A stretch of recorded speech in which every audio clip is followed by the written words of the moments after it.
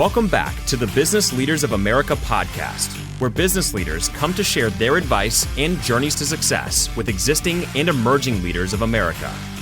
Join us as we delve into the minds of these accomplished individuals, uncovering the strategies and insights that have propelled them to the top. Whether you're an established leader or an emerging force in the business world, this podcast is your go-to source for the knowledge and inspiration needed to navigate the dynamic landscape of American business. Now, here's your host, Dylan Bloyd. Welcome back, everyone. Today, we're excited to host Chad Burmeister, founder and CEO of BDR.ai, a visionary in leveraging AI for sales success. Chad's expertise and experience offers a unique perspective on the intersection of technology and sales. With Chad's track record of propelling BDR.ai from 0 to 1 million annual recurring revenue in under 12 months, his insights into AI-driven sales are invaluable. Join us as we explore Chad's innovative strategies, the future of AI in sales, and actionable advice for aspiring entrepreneurs and sales professionals. Welcome to the show, Chad. Man, thanks for having me, Dylan. I love talking about AI and love using it. You know, for the last 7 years before AI was cool, I was kind of breaking the rules and testing it out way back then. So it's nice to finally be where we are today. Right. No, that's great. I appreciate you joining the show. I'm excited for this conversation. So if you could please give us a brief intro on yourself and how you got to where you are today. Well, you know, I knew I was a salesperson when I was 7 years old. I would take the bus to school in the morning, and my mom would take me to Costco or whatever version we had back then. Right. I bought a gross of suckers, which was 144 suckers. We probably paid $5 to $6. Yeah. And then I would sell them to kids for 25 cents on the bus. So, you know, it's nice when you lean into your God-given talent in life and, you know, and just continually pour into that. So that's where it all started. Since then, I went to Colorado State University with a degree in marketing. Then I graduated from Loyola Marymount University in Los Angeles with a degree in computer information sciences. It's funny, when I look in the mirror, I don't feel like a super smart, quote unquote, smart person, like a, you know, highly educated, trained person. And yet I did get a 4.0 in computer information science. So it's just wild how, you know, how life happens. And then you look back and you say, I'm 5 books in. I've led teams of 100 salespeople, and you just have to pinch yourself sometimes and say, I'm just happy to be here talking to you today. Right. Yeah. I think you're being a little modest. A very, very smart individual. So can you walk us through some specific features or functionalities of BDR and how it leverages AI to automate and optimize sales outreach? Yeah, so, you know, 7 years ago, I was introduced to the idea of using LinkedIn as a prospecting tool, probably 15 years ago, really, where it was, you know, Coca Sexton was kind of one of the grandfathers of using LinkedIn for prospecting. And I remember sitting in a room and he said, hey, within a few years, everyone in this room will use LinkedIn for prospecting. How many people measure? And I was like, nobody. There were 0 people who raised their hand and measured how much pipeline came from LinkedIn. Wow. So about 7, 8 years ago, I was introduced to LinkedIn sequencing. How do you connect properly? What do you say once they connect? How do you do, I call it give, ask. So most people connect on LinkedIn and then they try to ask you something, you know, hey, can I get 15 minutes to pitch you my product? I get 20 of those a day and I say no to all 20. Yeah. So you better be giving something of value. So that's what we've done for 7 years. It still requires a human in the loop. The tool that I'm most excited about right now, we've signed over 1,000 customers. And when I say we, I partner with very good tech companies who create something, and then I help them go to market. So I didn't write the code for this, but it's Facebook AI. I call it Facebook AI Prospector. You join a group on Facebook, and there might be 10,000 members or 100,000 members. And then you have ChatGPT running in the background through either 3.5 or 4.0, and you just feed it some prompts, right? If I get asked this question, then here's the answer. If I get asked, how much does your product cost? We'd teach the AI how to sell them the product. Gotcha. So, 7 years ago, I thought I was really brilliant by creating a sequencing methodology for LinkedIn outreach that gets a 42% reply rate. Now I'm at the bleeding edge of using a Facebook AI that actually has sales conversations with people and can sell entry level products without me being there. Wow. That's Yeah. that is great. I think that's a big point of that is, when you are reaching out to people, it always seems like that, huh? It's somebody connects with you and it's just, thanks for connecting. And the second you respond, that's when all of a sudden it's, oh, by the way, I have all this for you, and it just drives you nuts. So that is extremely cool that the AI can kind of take care of that for you and have those conversations. And you said 42% response rate? On the LinkedIn side, 42% response because we've gotten it so well honed. Mm-hmm. I'll meet with the CEO and say, tell me your product. And I'll go look at it all. I'll read it. I'll put it into ChatGPT and say, hey, shorten this to one sentence. What's the unique value proposition? All those kinds of things. And then by the time we're done, yeah, we're seeing 42% average reply. The Wow. highest is about 80%. The lowest might be zero. Mm-hmm. Right. If you go against my guidance and Yes. don't do give ask, then you're probably going to hit the buzzsaw and not get the results that I Right. can give Yeah. I mean, you. without that technique, what do you think? Would you say the response rate is? Under 10%? Yeah. Well, so email, if you look back, I went to a conference last year, AAISP. They've changed their name since I went to their last one. Mm-hmm. But the head of strategy from one of these email companies said they did 300 million plus or minus emails in a year. And they had a 3.8% average reply to the emails. But this was the kicker. Of the 3.8% reply, 90% said, take me off your list and never email me again. So it's great to tout a 3.8% response rate, Mm-hmm. but it's real to say that 90% of those were duds and take me off your list. Right. When you're doing LinkedIn outreach, there's really not an opt out button. You can say, I don't know the person. And then, there's certain things you can do, but as long as you're doing a give ask, 40% becomes regular. You could get as low as 5 or 10% response if you simply take your email templates that you've used for 10 years, Mhm. copy and paste and put them in a LinkedIn outreach. You're going to get the same crappy results that you're getting in email.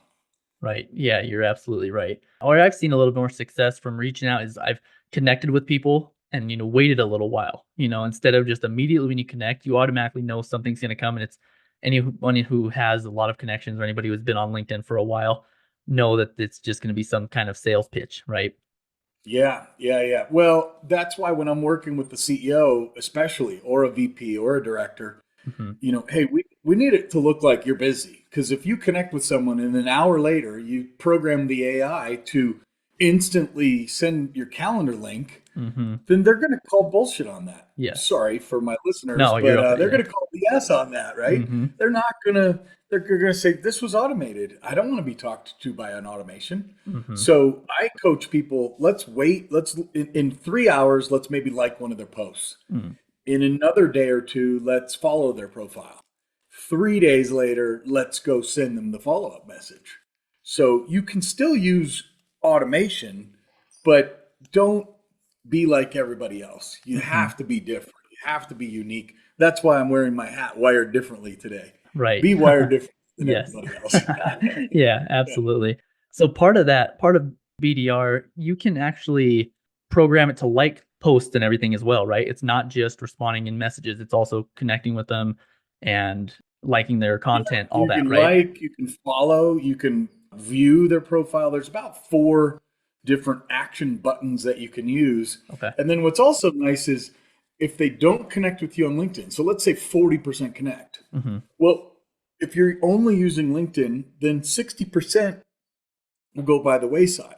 Hmm. Currently, we'll go in and we'll do a data append, and then we might send them an email. Hey, I've been trying to reach you. Here's why I'm trying to reach you. Would you like to be a guest on the AI for Sales podcast? So that Hmm. might come through an email.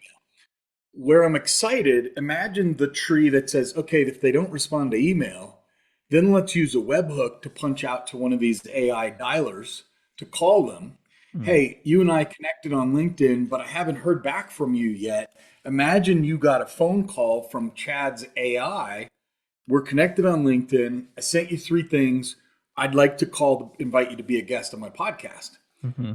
there's certain laws around what you can and can't do. Are they opt-in? So I think a lot of that stuff still needs to play out.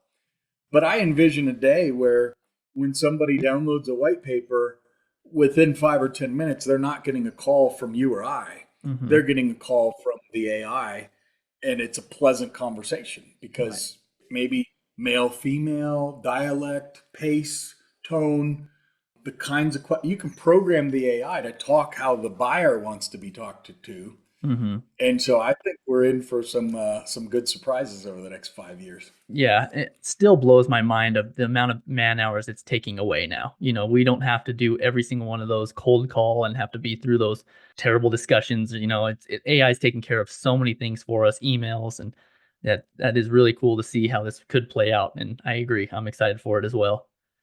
So, as the CEO, you grew the company from $0 to a million ARR in under 12 months. What were key challenges you faced in growing BDR, and how did you overcome them? So one thing I've heard over and over and over again, so I'm glad it's not just me, Uh-huh. is the problem of a co-founder. And I don't want to, I'm not going to say anything bad about this person. I won't use their name. I'll just say that the a lot of times when people go into a business with another human being, there's different expectations of what the outcomes are. So about 4 months in, my business partner at the time, we were growing so fast, Mhm. $337,000 in the first quarter. Jeez. And he was like, all right, I'm the co-founder. I have the title. And I just got I think he got an MBA, if I'm not mistaken, in project management. So there was a COO that was on board that I hired, and he had far more experience. And this other person, the co-founder, had far little experience. Mm. And he was bossing around the COO saying, hey, have you followed up with this person, and micromanaging the COO? And I was like, hey, dude, you can't do that. Like, this Right. guy, he knows what he's doing. He should be your boss. There's leading and there's managing. And I'm Yes. like, you just keep focusing on the job you're hired to do. Mhm. And so that was a challenge. How do you peel out of that? How do you not get yourself into it in the future? If you're starting a business, talk to an expert. My friend Alice Hyman is on our board. She can tell you, don't just give out like 50% of the shares to partner A and 50% to B. Right. Someone has to be the arm wrestle winner. Right. So somebody needs 51. Mhm. Bottom line, full stop. And then you can also do an earnout. So, hey, we're both going to start with 10% shares, and somebody's the CEO. So somebody gets to make the decision and be the chief guesser. But we're gonna have 10% shares that are on a vest. So we're gonna do them as options. So at any time at a year in, maybe partner B wants to eject themselves. Maybe they need to be ejected because they're just not doing the job. But you've got to build the model and the structure right in the beginning so that you don't find yourself in those tug of wars. You lose friends. It's just not a good environment where talk to someone like Alice and she'll help you do it. Right. Yeah, no, I've actually heard that quite a bit. Anybody who is kind of co-founded, when they go into it 50-50, at some point there's a decision to be made where you're just disagreeing on everything and you cannot make a decision. So that makes perfect sense for any of the listeners who are starting their business. Make sure that you have a majority owner, right? Have an escape route, right? You've Yeah. got to have that kind of well defined that says, hey, if we're co partners here and we both believe in each other, that we both bring the same level of value, then great. But if at some point we aren't, and one person maybe goes and gets a full time job and one's working 24/7, Right. there's so many things that can happen that you don't foresee. At least have in it that says, if that happens, then you'll get guaranteed, based on the valuation of the company, you can be bought out for X dollars. Like Hmm. pre-negotiate all of that. It's almost like a prenup. I'm not a fan of prenups, but in business, I think every business should probably have a prenup. Yeah, yeah, I agree with you there. That's pretty funny. So, as someone who has consistently been recognized as a top inside sales professional, with over 25 plus years of experience, what do you believe are some key attributes or strategies that contribute to sales success? One of the secret sauces I've had for 25 plus years is the ability to listen and then follow up. Mm. So I'll listen intently, understand kind of where the person's coming from, what are their needs, what are their gaps. And honestly, maybe I'm only rated an A minus in discovery skills or ability to be convincing or whatever. There's certain areas where my bucket may be a little lower, but where I'm an A plus is that I take very detailed notes Mhm. and then I send a summary. Here's what I heard you say: A, B, C. And as much as you can put it in their words, then all you have to say is, hey, that's exactly why BDR exists. We can help you do that. I Mm. learned that from Skip Miller. Rest his soul. He passed away about a month ago. Mm. He was a big mentor of mine. And he would always say, Chad, if you just ask the right questions, and then at the end, all you have to say, yes, we can do that. Right. That's a much easier sell than let me show you feature A, then B, then C. Start Yes. with their outcomes in mind, recap it in an email note, and most people don't do that. Mhm. That's been my biggest secret sauce. Now, there's AI tools that will listen to the conversation, send out the summary. So part of my secret sauce may be going away to AI, but Right. even then, use the AI, right? Yeah. But the So, fact that you can build that into it with all your years of experience, that makes it that much better, right? All the experts are kind of putting it into this AI and delivering the message that you probably would have pitched yourself, and then yeah, continuously that's how I evolving, of would have course. done it. But Right. now everybody can use it by Hmm. using the plugin to their Zoom meetings, which is kind of neat. Yeah. No, that's what I think is just so cool about this business. Looking onto your website and seeing how you guys kind of when you put that video together, talking about coming from sales professionals and they're the ones that are kind of putting this together. I've spoken with a lot of business owners and people talking about AI, and a lot of them all kind of come to that same assumption or conclusion is that it's all these AI different programs is really the experts are putting all the information into it, and then it kind of develops a better AI system. It's and really kind of like niche markets all around. Yeah, I just met with someone a little while ago, the CEO of Swarm, Hmm. and it's called The Swarm. And his name is David Connors. He's been at it for 2 years, 8 months, so two and a Hmm. half years. Yeah. And they plug in the network of your entire company and then help you understand, like, let's figure out which companies in my geo do I have relationships with investors, other employees. It'll help you stack rank who you should be calling based on your network. And I'd never heard that before. I mean, most companies say, well, you want to get a meeting with this person, go through these other people. Hmm. This one says, which companies should you work on? So imagine you create the territories at a business. Why give the bottom 70%? Let's go say, hey, let's figure out where Chad has the best relationships, Hmm. build a relationship graph, and say, okay, Chad, we're going to do pure relationship selling. This is your territory. You own these 50 accounts because you have a lot of people who know people at those accounts. Hmm. Those are some of the tools and techniques that AI can deliver by smart people. So it's just such an exciting time to be in the world. It really is. And that kind of led me to the next question I wanted to ask you because everything's evolving so fast. So, what role do you see AI playing in the future of sales, and how do you anticipate it to continue to evolve? I look at it as an assistant. Human to human conversations are still important from a trust building perspective. Okay. So, I've said it for 7 years. I have a Hmm. picture of the Iron Man suit outside my room. So when I walk in my bedroom at night, it's sitting right there. Nice. And it just reminds you that, hey, this is just a suit. Like you're still the person underneath the suit. Hmm. And so it's important that we build trust. We become better at having human connections. AI helps you become more efficient, do your emails, so many things. Every aspect of your life will be touched by AI. So what are you doing to improve yourself? Hmm. Whether you're a faithful person, right? Maybe you want to have a better relationship with God. Hmm. Okay. Go use the free time that you now have to read the Bible for 15 minutes a day that you couldn't do before because you're Right. too busy. Yes. Maybe that's not your path. That's okay. Maybe you want to go join a ski club and go skiing once a week. I mean, it just focus on the things that you can now do as a result of AI. So that's very exciting. I also think it's an equalizer. So I think of like the pay gap of men and women, you know, and Lori Richardson's a friend of mine, and she's been talking about, she wrote a book called She Sells, and she's been talking about this gap for years. And, Mm-hmm. you know, there's things that cause that gap, but imagine now anyone can have access to someone or something that's 10,000 times smarter than the average person.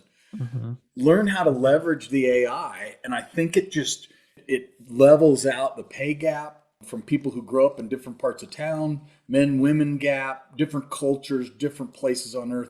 And I'm excited about that. You know, I've always been one to back the underdog. And Yeah. so I think AI is just the great equalizer that's going to be really neat for a lot of people. Yeah, I could not agree more. I think that anytime there's change, people are going to be resistant to it, right? But I think this is, as multiple people have talked about, it's coming. There's no stopping it. It's just how do you utilize it and use it to your benefit. And if you can be more productive in work and your daily life, like you said, why wouldn't you want to be a part of that? Why wouldn't you want to be excited about that? I've heard people say on my podcast that say you won't be replaced by AI. Hmm. You'll be replaced with someone who knows how to use AI, Mm, because there's nice. still human in the loop required. Now, if you're doing cold calls and you're making 50 dials a day and you're just navigating gatekeepers and switchboards, that job may be at risk. Right. If you're just doing email blasts to 10,000 people and responding to emails, okay, Hmm. that job may be at risk. But there's always something new that requires human in the loop, right? The Right. Facebook AI that we're doing, that's so new. Like, who do I point it to? Do I go to groups? Maybe I come at it from this way, that way. Like, always, the human always needs to be creating, and I think AI can start to be kind of part of the execution back end of the menial tasks that you really shouldn't be spending your time on anyway. Right. No, you're absolutely right. With all the background you have in sales, how do you approach the balance between automation and personalization in sales outreach? It's interesting when I first came on the scene with an email that could read your LinkedIn profile Hmm. and personalize the first sentence. I actually challenged one of the leaders of one of the big sales enablement companies, and I said, "All right, put your best BDR in a room with my AI, and let's see who can write 100 personalized emails in 1 hour, and then we'll track the open rates and the reply rates." Mm. And this person said, "Chad, none of my BDRs can write 100 personalized emails in an hour. That's about a 2 day effort." I said, "Okay, I'll give them 8 hours, and we'll have my AI BDR. How about my guy does 400 messages in 1 hour, and we'll have two of your best people 8 hours, and then we'll track the open rates and the reply rates. Would that be fair?" And they were like, "You're not making any sense. You're going to outsource everybody's jobs. How can you do this? This is terrible. This is the worst thing that you could ever do." And one person who I really have huge respect for, and I think she's almost retired at this point, but she said, "Chad, you're going to need to pay tax on the bot. So if you'd normally pay $70,000 a year for a person to write 20 personalized emails a day, and your bot can do 400 in an hour, then you're going to have to pay 20 reps time." And I was like, "Whoa, whoa, whoa, whoa, whoa. You want me to pay taxes on $1 million worth of effort that's done by a bot that costs $97 a month?" Yeah. And so there's just when disruption happens, people have a real hard time getting their arms around it. And that's what I love to see about Gen AI. You Hmm. know, so do you mean I need to go pay taxes because now an AI can actually draw a picture with a dove on it and a phrase Yeah. that takes me 10 seconds through Dolly? Yeah. No, I'm not going to pay taxes on that as if I paid a team of creators to go build it. This Hmm. is just the new world we're living in. Embrace it, or your company's probably not going to be around very long.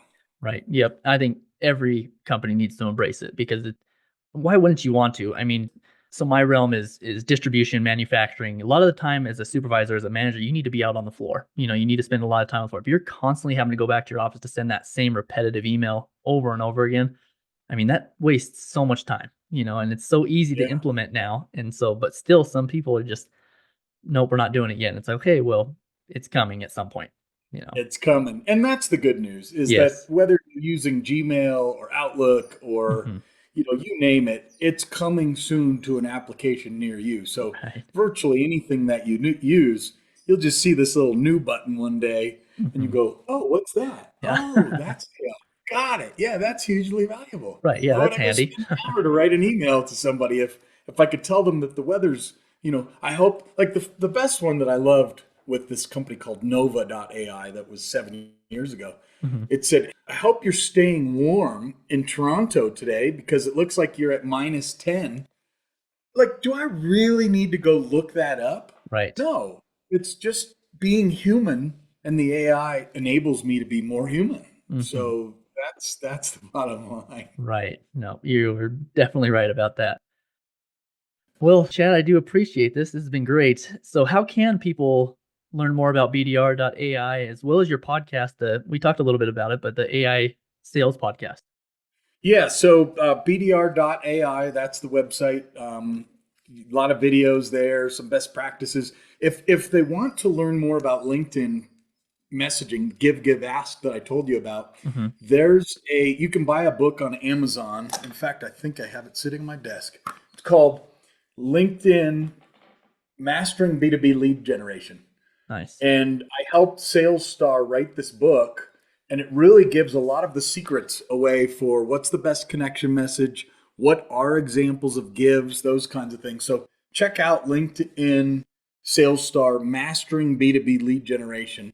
But yeah, you can reach me, BDR.ai, and the AI for Sales podcast is available on all the major podcast channels. Awesome. All right, I'll make sure to have those in the show notes as well, make it a little bit easier on the listeners. Excellent. All right, so I did have one more question before we go, Chad. What advice do you have for aspiring entrepreneurs or sales professionals looking to make an impact in their respective industries? And what mindset or strategies have been most valuable to you in your own journey? The thing that I'm learning at 7 years of running BDR.ai is know your numbers, know the math. And you've heard most people trade time for money. The way you can avoid trading time for money is understand what's the value of it is that you're trying to provide. So I'm working with Patriot Mobile right now on a Facebook campaign. We're seeing about 10 opportunities a day. Those might turn into three to five deals where they actually change mobile provider. That's worth X dollars. So if you can understand the outcomes of what they're trying to solve, and then you understand the costs, and then understand, so the product's $197 a month. Well, if they're getting 10,000 a month for 197, the math works good. Well, with 197, you got to know what your costs are to deliver that $197 product, Mm. right? What are my COGS? How much resource needs is requirement? I think entrepreneurialism, if I could go back and do it all over, I'd spend more time to learn the math. Mm. And then I'd say, okay, do more of this, 197 with a $50 cost, and less of that, 2,000 with a $1,900 cost. Right? I want to be able to scale things that are valuable where I know my COGS, I know my resource requirements.